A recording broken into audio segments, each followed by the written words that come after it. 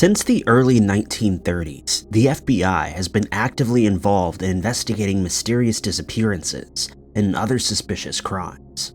The FBI are adept at solving cases such as these, and as a result, most offices have a high clearance rate.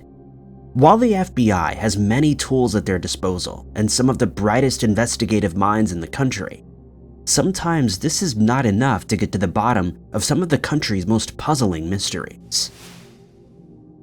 Number 5.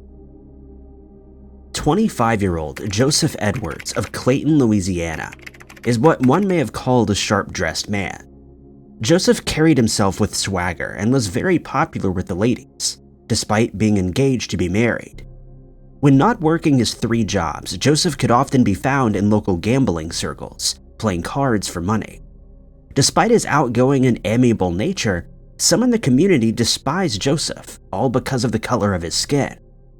In 1964, the jovial handyman disappeared, and it took authorities several years to take his case seriously. Born in Natchez, Mississippi, Joseph Edwards was one of 11 children. In the 1940s, his parents moved to Louisiana, where Joseph spent most of his childhood with his grandparents at their home on Highway 900. Joseph quit school in his teens and began picking up odd jobs around the parish.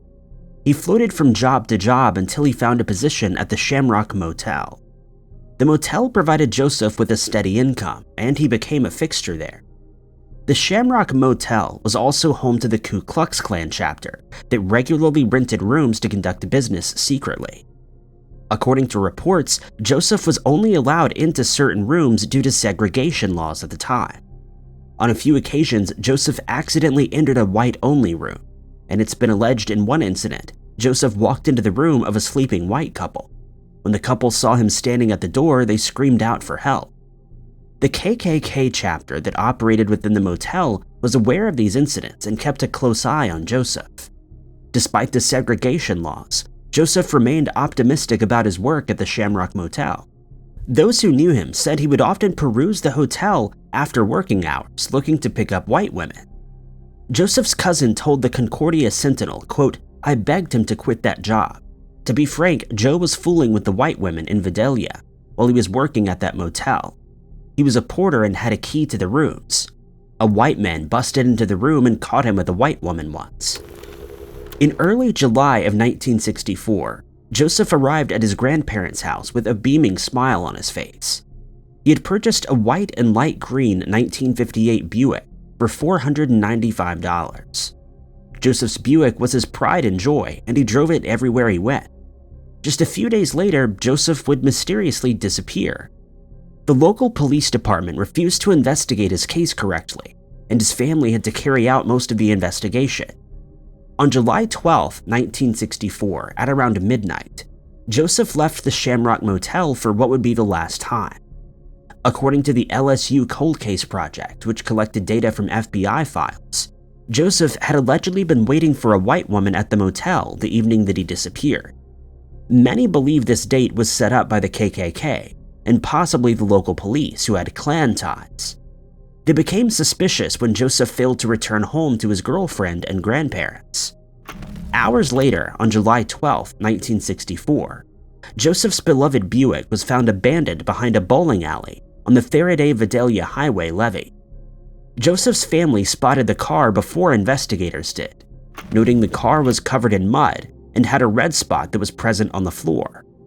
Reports also indicate a belt that did not belong to Joseph was found in his car, along with a tie that had been formed into a noose. 2 weeks later, Joseph's car was finally towed away. When Joseph failed to return home on July 12, his family knew something was wrong. His mother contacted the Vidalia Police Department and attempted to report her son missing, but the police were uninterested due to Joseph being African American. The police told Joseph's mother he'd likely left of his own accord and would be back soon. Joseph's friends and family took on the task of investigating his disappearance themselves. Disturbingly, one of the Vidalia deputies was overheard saying that they wouldn't need to worry about Joseph anymore when they were asked to check out Joseph's car. Days after his disappearance, the bowling alley manager contacted the police with a potential tip. On the day Joseph disappeared, he recalled seeing a white, light green Buick being pulled over by a white Oldsmobile. The Oldsmobile bore no police markings, but the Vidalia Police Department did use white Oldsmobiles. The details become hazy from here, and the manager of the bowling alley only recalled seeing several men in the white Oldsmobile after it had pulled the Buick over. Joseph's family continued their valiant search for it, even in the face of the vicious rumors and threats of violence. The Silver Dollar Club was identified as the KKK branch that was operating out of the Shamrock Motel, and they mostly kept their business quiet. It would take 3 years for the FBI to become involved in Joseph's disappearance, and it was around this time that the Vidalia Police Department became more actively involved as well. The FBI had been tipped off by a confidential informant who was a member of the KKK. This informant told the FBI that several Silver Dollar Group members had taken care of Joseph. He named those involved as Raleigh Jackson Glover, also known as Red, Kenneth Norman Head, and Homer James Horton, also known as Buck. Just days before his disappearance, Joseph allegedly tried to kiss Iona Perry, a receptionist at the Shamrock Motel, on the cheek. After contracting polio as a child, Iona lived in a boarding house and used crutches. Her boyfriend at the time, James Goss, was infuriated when he learned of the incident. Iona refused to press charges, and when the Silver Dollar Group, who operated out of the motel, learned of the incident, they swore to take action. Not only had Joseph harassed a white woman, but a disabled one too. Head, Horton, and Glover then allegedly took care of Joseph, disposing of his body in the Mississippi River. These rumors were given credibility when, in 1964, after his disappearance, what appeared to be human tissue was fished out of the river. An investigation later found the tissue came from an icebox buried at the bottom. The informant had one last disturbing detail for the FBI. He implicated Frank DeLauder and Bill Ogden of the Concordia Sheriff's Office, and probation officers James Goss and Vidalia Police Chief J.L. Bud Spinks in Joseph's disappearance. James Goss, the boyfriend of Iona, had apparently confided in DeLauder and Ogden without knowing of their violent reputation and ties to the Silver Dollar Group. In the 1960s, violence towards Black and African American men was commonplace in the area, and groups such as this were often responsible. Number 4. 48-year-old Melvin Mel Wiley was your stereotypical movie portrayal of an American police chief. Mel looked after Hinckley, Ohio, a town of around 5,000 in the 1980s, and was a regular at K&K Donuts. Chief Wiley would start his morning at the donut shop with a cup of coffee filled with cream and sugar. He took time out of his day to talk to the residents and get a feel of the town's mood. Being such a small town, Hinckley saw virtually no crime, and residents felt shielded from the darkness of Cleveland and Akron. In July of 1985, Chief Wiley would go about his morning routine and then disappear. Decades later, the people of Hinckley are still pondering what happened to their beloved police chief. Born in 1938, Mel enjoyed a traditional 1940s upbringing with his parents and 3 siblings. Mel loved to write, collect model trains, and listen to music in his spare time. According to his siblings, writing was his true passion, but he was always too shy and self-conscious to let the world see his work. In 1956, Mel was accepted into George Washington University in Washington, D.C., and his distinguished career began. During his studies, Mel worked for the FBI as a fingerprint technician, planting the seeds for his future as a police officer. Mel enlisted in the U.S. Army 4 years later and was sent to the Nevada Atomic Test Site. Much of the work conducted at the test site remains classified, though we do know that Mel suffered radiation burns all over his arms. Because of these burns and scars, Mel always wore long-sleeved shirts. Once his time in the Army was up, Mel continued his education at the Brigham Young University before finally returning to his home state of Ohio. He would marry Cynthia Manzer and return to his position as an FBI fingerprint technician, working in conjunction with the Hinckley Police Department. Mel felt he had finally found his calling and excelled as a fingerprint technician. As time went on, he became increasingly involved in the daily dealings of the Hinckley Police Department, and quickly found himself earning badges and titles. For almost 20 years, Mel worked for the Hinckley Police Department in some capacity, whether as a fingerprint technician or as a sergeant. Finally, in 1982, Mel got what was coming to him, and he was appointed the police chief of Hinckley. Unfortunately, his marriage to Cynthia broke down just a year later, and the two went their separate ways. Mel put all of his time and effort into his position as police chief, and could be found at his desk after hours glancing through case files. By 1985, Mel had begun dating another woman. But just as things were looking up for him, his friends and family noticed his odd behavior. A sullen and moody man had replaced a once bright and outgoing Mel. The breakdown of his marriage and the loss of his brother in 1983 had taken a significant toll on him, but his friends and family believed things were looking better for him. On the morning of July 27, 1985, Mel stopped by the donut shop at 7:30 a.m. like he did every day. He grabbed his usual order, a cup of coffee, and chatted with the shop's patrons. Mel arrived at work as usual 30 minutes later, and according to colleagues, everything seemed normal. After an uneventful day, Mel left and headed for his girlfriend's home that evening. Mel's girlfriend, Judy, later told the Hinckley Police Department that Mel had decided not to stay that night, telling her that he was swimming with an old friend early the following day. Mel always wore long sleeves, no matter the weather, and Judy found this story to be odd. Judy kissed her boyfriend goodbye and watched as he got into his car. This would be the last time Mel Wiley would ever be seen or heard from again. When Mel failed to turn up for work a few days later, the Hinckley Police Department knew something was amiss. Mel had a strict routine and was devoted to his role as police chief. He hadn't been to the donut shop that morning, as was customary. 3 days after he was last seen, his tan 1980 Toyota station wagon was found abandoned at Lakefront State Park, which sits on Lake Erie, 32 miles from Hinckley. When Mel's family learned his car had been abandoned, their minds flew to foul play. In 1983, when Mel's brother passed away, he left his tan station wagon to him, and Mel had cherished it ever since. Inside the car, investigators found clothes, his wallet, $15, credit cards, police ID, a police badge, sun cream, a beach towel, and a packet of cigarettes. His family immediately discounted the idea that he had perished in Lake Erie, as he was very bodily conscious due to his scarring. A search of Mel's apartment turned up no clues. According to reports, his home was neat and tidy, and he'd left his 3 beloved cats and several days' worth of food and plenty of water. The only things missing from his apartment were a book that he'd been writing, a book of poetry, his music collection, envelopes, stamps, paper, an address book, and long-sleeve shirts. Mel's typewriter unknowingly held an important clue. While there was no paper in the typewriter and no notes to speak of, investigators were able to carefully read the ribbon on the typewriter, exposing Mel's last works. On the ribbon, Mel had written a letter to a female friend, telling her that he would be 2,500 miles away by the time she received it. He detailed how he was bored with his life and craved excitement. Mel had visited San Francisco several times and toyed with the idea of moving there. Incidentally, San Francisco is about 2,500 miles from Hinckley, Ohio. The FBI became involved in Mel's disappearance, and he was the first police chief ever to be listed missing by the agency. Despite a multi-agency approach, no sign of Mel has ever been found. Many believe Mel ran away to California to start a new life, although the notion of foul play can't be ruled out. The FBI, the Hinckley Police Department, and the Medina County Sheriff's Office continue to investigate Mel's case in hopes that they'll finally be able to bring his family some closure.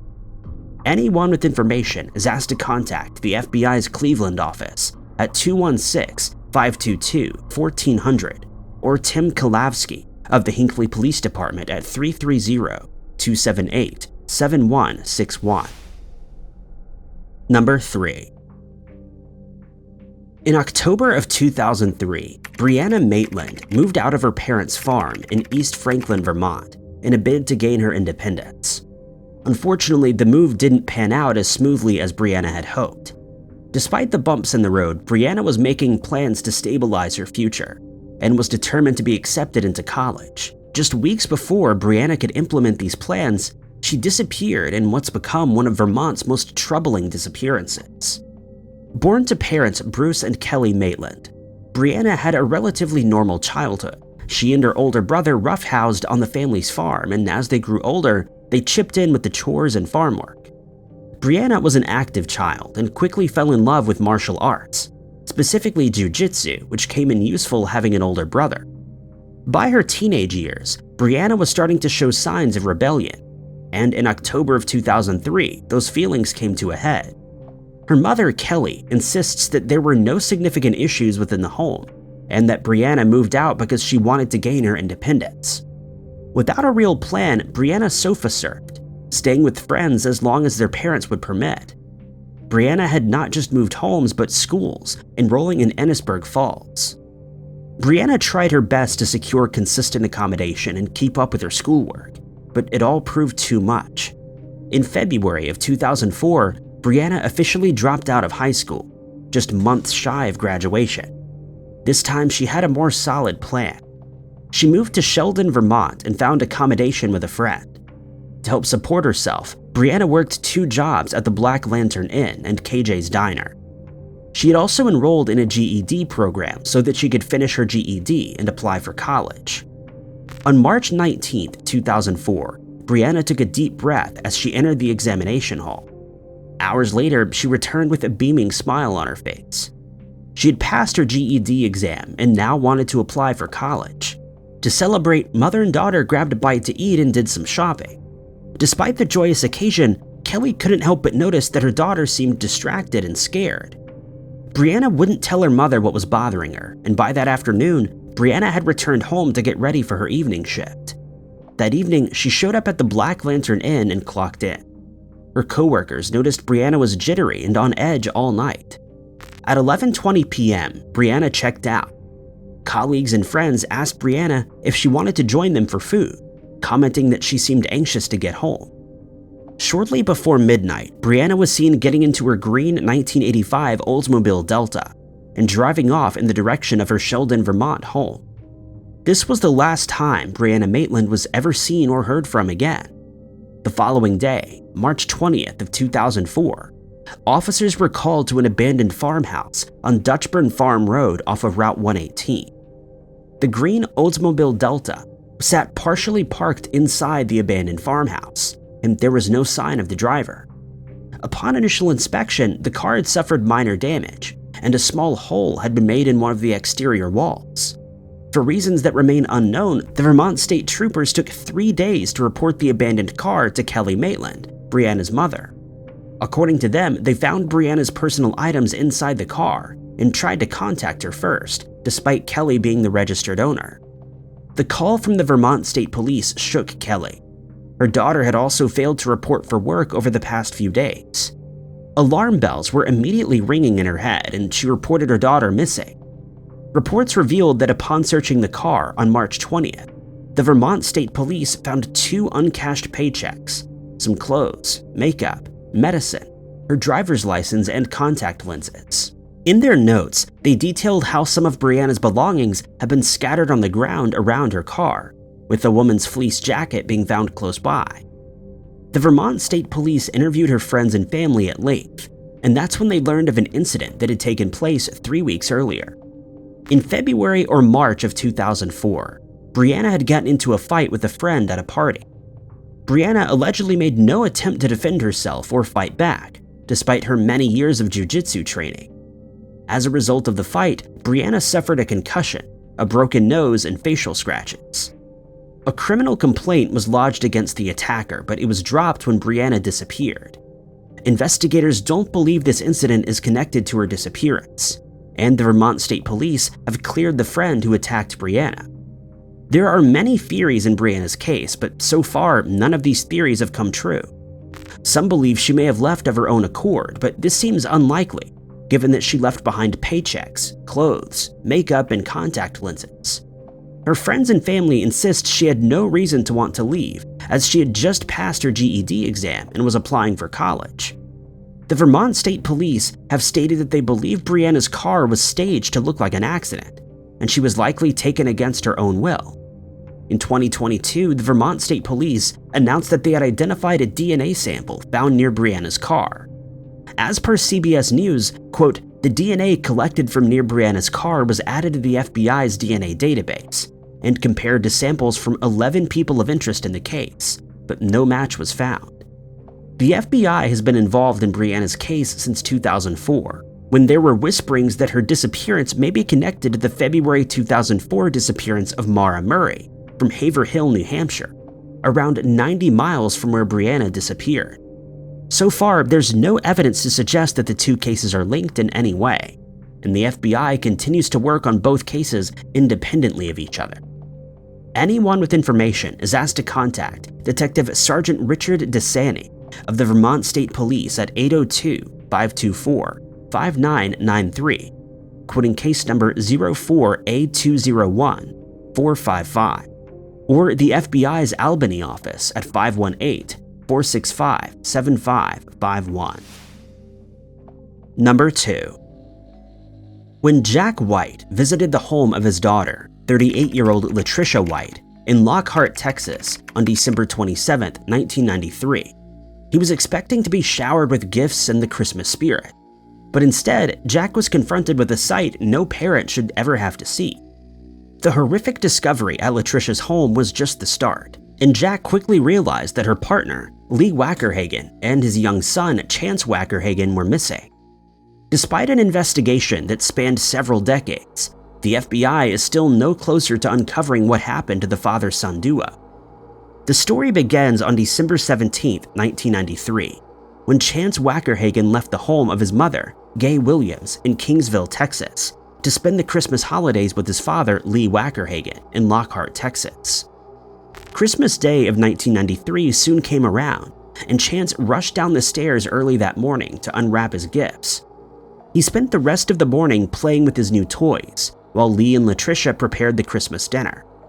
That afternoon, Chance called his mother, Gay, to ask permission to stay with his father for a few more days. Lee and Gay had recently divorced, with Gay obtaining custody of Chance. He saw his father on weekends and wanted to enjoy their time together. Realizing how vital a strong father-son relationship was for Chance, Gay agreed. As Chance excitedly hopped around, Lee and Gay made new arrangements for a drop-off in the coming days, but that drop-off would never happen. On December 27, 1993, Jack White visited the home of Latricia, Lee, and Chance. He had not spoken to his daughter for over 24 hours and was concerned for her welfare. Like Lee, Latricia was also recently divorced and worked as a nurse. When Jack entered the home, he froze. On the floor, in a pool of crimson, lay his daughter. She had 6 wounds to her head in what appeared to be a frenzied attack. Jack immediately called for the Caldwell County Sheriff's Office, who arrived at the scene shortly after. In the ensuing chaos, Jack slowly realized that Latricia's boyfriend, Lee, and his son were missing. Investigators were now faced with 2 possibilities. Either Lee had perpetrated this horrifying attack, or he too had been a victim. While searching the crime scene, investigators found Chance's footprint in the pool of crimson that had flooded the floor. Other specks of red were found around the apartment, mainly on the presents. This sample was tested and it was confirmed to belong to someone other than Latricia.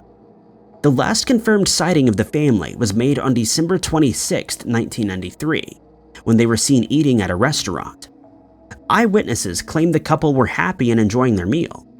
Gay Williams, Lee's ex-partner, told investigators that while on the exterior Lee appeared to be a good man, deep down he was jealous and possessive. By the end of their relationship, she'd begun to fear for her life. Latricia's friends confirmed the couple would often get into explosive arguments triggered by Lee. On December 30th, 1993, investigators received a call from authorities in Austin, Texas, around 30 miles from Lockhart. They had found Lee's green 1986 Ford pickup truck abandoned in a field. Reports indicate that inside the truck, investigators found a hunting weapon, his checkbook, his wallet, a toolbox, a spare tire, and some Christmas presents with some red smears on them. Unfortunately, investigators were unable to determine who the fluid belonged to. The FBI was notified of the incident, and they subsequently issued a warrant for Lee Wackerhagen's arrest.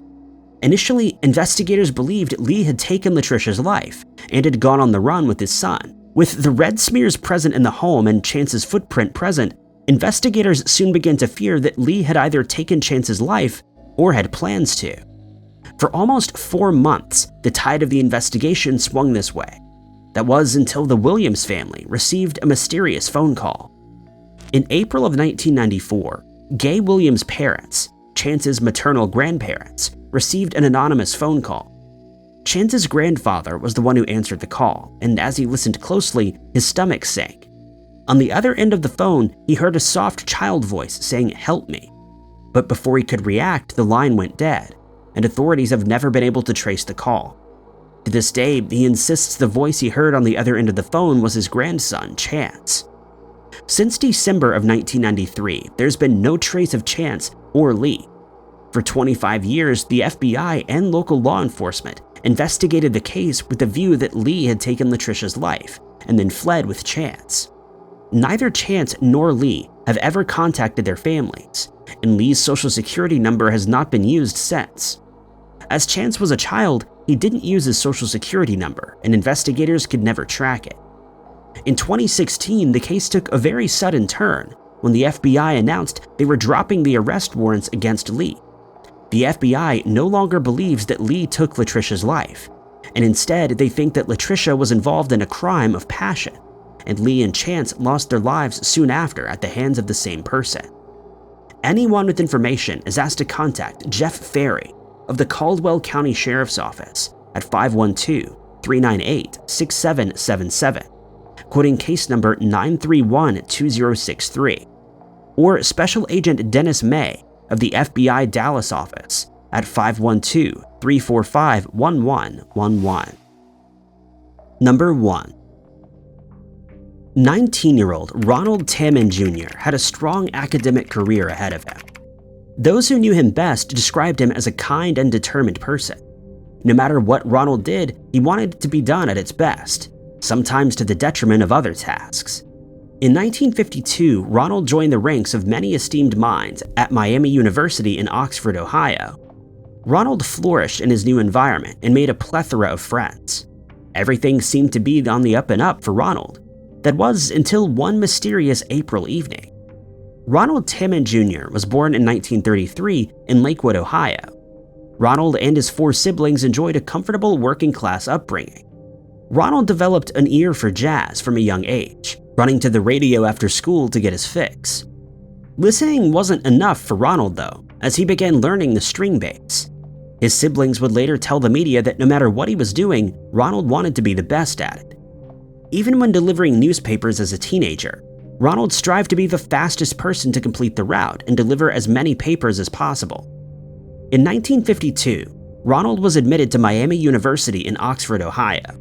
Week in and week out, Ronald attended classes and extracurricular activities, effortlessly passing his classes. By his second year, Ronald had moved into Fisher Hall and earned a residence hall advisor position to a group of first years. Ronald was very personable and incredibly social. When not studying, he would often be found with the Campus Owls, the jazz band that he played in, or socializing with other residents. People in Fisher Hall knew that they could trust Ronald, and he was one of the only people on campus to be allowed a car. On April 17, 1953, Ronald's roommate in 225 of Fisher Hall, Chuck Finley, left for the weekend to visit his family. Ronald relished the time alone to himself and began laying out plans for the weekend. He attended his 8 a.m. and 10 a.m. classes on Saturday morning before clocking out for the weekend. The following day, Ronald was seen at Fisher Hall by other students. During the day, he studied psychology in his room before going to the cafeteria for a bit to eat. Ronald began to prepare for the week ahead as the evening wound down. He helped his friend Richard Titus with his homework before finally retiring to his room once more. At around 8 p.m., Ronald emerged from his room with a scornful look on his face. Somebody had placed a fish in his bed. Unimpressed, Ronald went downstairs to get fresh sheets and was spotted by other residents of Fisher Hall. He told them of his fishy surprise, to which many laughed. Moments later, Ronald was back in his room putting together his clean bedding. One of the supervisors at Fisher Hall later recalled that she'd seen Ronald that evening and noticed that he looked tired. She commented this to Ronald, who assured her that he was heading straight to bed. Ronald only got partway through making his bed when, at around 8:30 p.m., he heard a noise in the hallway. For a brief moment, Ronald stepped outside to investigate, and he would never return to room 225. 1.5 hours later, his roommate, Chuck Finley, returned to find the dorm empty. At first, he assumed Ronald had gone to spend the night at his fraternity house and didn't raise the alarm. When interviewed, he told the police that when he entered the room, he found Ronald's car keys, wallet, driver's license, ID, and cash. The radio was on, as were the lights, and his psychology book had been left open. According to reports, Ronald had actually dropped psychology 3 weeks earlier, and it's still unknown why he was studying. When April 20th, 1953 came around and Ronald failed to show up to class, his professors became concerned. Ronald was usually a punctual student who was devoted to his studies, and it was out of character for him to miss class. That afternoon, the staff at Fisher Hall became concerned too. Nobody had seen him since the night before. Later that evening, when he failed to return to his room, Chuck Finley, his roommate, raised the alarm. When officers searched the room, one detail stood out to them immediately. Ronald made his bed with his new sheets, and the duvet cover had been put on, but the pillows remained out of the pillowcases. So was this around the time when Ronald became distracted by the noise outside his door? There's been no further mention of the possible source of the noise that Ronald may have heard. Nobody's offered any explanation, and nobody's mentioned whether other students heard it too. Ronald's car was found parked in its usual spot on campus. Inside, investigators found his beloved string bass and his high school class ring, but there was no sign of his wristwatch. That evening, a campus-wide search was underway for the beloved student, but there was no sign of him. Fellow Fisher Hall members joined the search, as did Ronald's classmates. In the early days of the investigation, some believe Ronald may have developed some form of amnesia and wandered off, but this was discredited. 5 months before he disappeared, Ronald traveled specifically to the Butler County Coroner's Office and requested to have his blood type checked. The request shocked the coroner, as he'd never had anyone ask him this before. The coroner didn't ask why Ronald couldn't have this test undertaken at a doctor's office, and quietly took the sample. Ronald's parents said that the Selective Service System had selected Ronald to attend a physical examination. By 1953, the war in Korea was raging with no end in sight. And laws at the time, it meant that every man between the age of 18 and 25 had to register for the Selective Service. If called up, recruits could expect to serve at least 21 months of service, with a view of being placed into active service for at least 12 months. Those who were called up to attend the physical examinations did not need to know information such as their blood type, and it's still unknown to this day why Ronald traveled all the way to the coroner's office to have this test done. There are many theories in Ronald's case, and with the passage of so much time, it's possible we may never find out the truth. In 2002, the FBI, who were investigating Ronald's disappearance, disposed of his fingerprint records. A Miami University alumni, Jennifer Wenger, learned of his case in the 2010s and began digging further. She uncovered hundreds of witness accounts and compiled pages of testimonies from the day Ronald disappeared. She also discovered Ronald's fingerprints had been disposed of, and according to Jennifer, this is only allowed to happen 7 years after a person passes away. This could mean that Ronald Timon went on to live a full and happy life. Jennifer believes that Ronald may have been a subject in the infamous CIA project MKUltra, or that he was recruited by a psychology professor into the service. In the late 1970s, Fisher Hall was demolished, and during the demolition, the Oxford Police Department and the FBI were on hand to search for Ronald's remains. Ultimately, no sign of Ronald was found under Fisher Hall. If still alive today, Ronald Timon would be 90 years old. It's possible that he is still out there living under an assumed name, and it's possible that he met with foul play shortly after leaving his dorm room.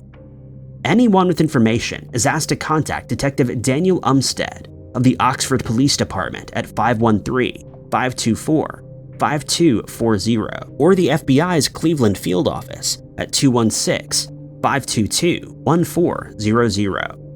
Thank you guys so much for watching.